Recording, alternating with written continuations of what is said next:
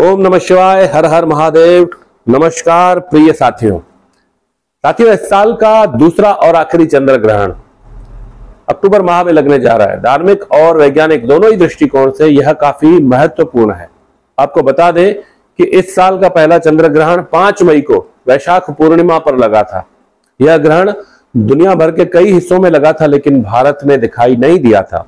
लेकिन अभी लगने वाला जो चंद्र ग्रहण है वह भारत में लगेगा, इसीलिए सूतक काल इत्यादि सब मान्य होगा। तो आइए जानते हैं चंद्र ग्रहण का समय और काल क्या रहेगा, गर्भवती महिलाओं को क्या क्या सावधानियां रखनी पड़ेगी, ग्रहण का सूतक कब लगेगा, कब मोक्ष होगा, ग्रहण के समय और उसके उपरांत क्या क्या दान देना उचित रहेगा। तो सबसे पहले जानते हैं ग्रहण की तारीख और समय के बारे में। साल का दूसरा और अंतिम चंद्र ग्रहण अश्विन पूर्णिमा यानी 28 और 29 अक्टूबर की मध्य रात्रि को पूरे भारत में खंडग्रास के रूप में दिखाई देगा। यह चंद्र ग्रहण 1:05 रात्रि को प्रारंभ हो जाएगा, जो कि 2:24 तक रात्रि तक रहेगा। यह चंद्र ग्रहण भारत के सभी शहरों में दिखाई देगा। आइए जानते हैं क्या रहेगा सूतक का समय। किसी भी चंद्र ग्रहण का सूतक 9 घंटे पहले शुरू हो जाता है। तो हम आपको बता दें कि सूतक काल के दौरान कोई भी शुभ मांगलिक कार्य नहीं किया जाता, मंदिरों के पट बंद हो जाते हैं, पूजा पाठ इत्यादि नहीं किया जाता है।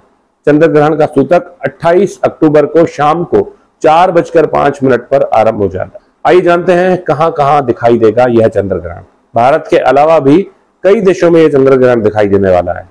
यह चंद्र ग्रहण ऑस्ट्रेलिया, संपूर्ण एशिया, दक्षिणी पूर्वी अमेरिका, उत्तरी अमेरिका इत्यादि सभी जगहों पर दिखाई देगा। ग्रहण काल के दौरान और उसके बाद क्या करना चाहिए। ग्रहण में और उसके उपरांत चंद्रमा से संबंधित मंत्रों का जप करना श्रेष्ठ रहता है। 28 अक्टूबर को अपने सामर्थ्य के अनुसार, ब्राह्मण के परामर्श अनुसार दान का संकल्प ले ले और सूर्योदय के समय स्नान करके फिर ब्राह्मणों को दान देना चाहिए। आइए जानते हैं गर्भवती महिलाओं को क्या क्या सावधानियां बरतनी चाहिए।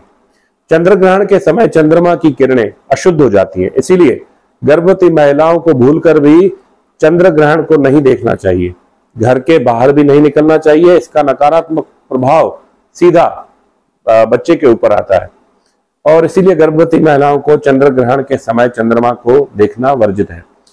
गर्भवती महिलाओं के चंद्र ग्रहण के समय उनको नुकीली चीजें जैसे चाकू, कैंची, सुई इत्यादि किसी भी नुकीली वस्तु से दूर रहना चाहिए। बहुत सी महिलाएं इस समय में सिलाई और बुनाई का काम कर लेती हैं, जो कि बिल्कुल भी सही नहीं है, नहीं करना चाहिए। इस नियम का अवश्य पालन करें।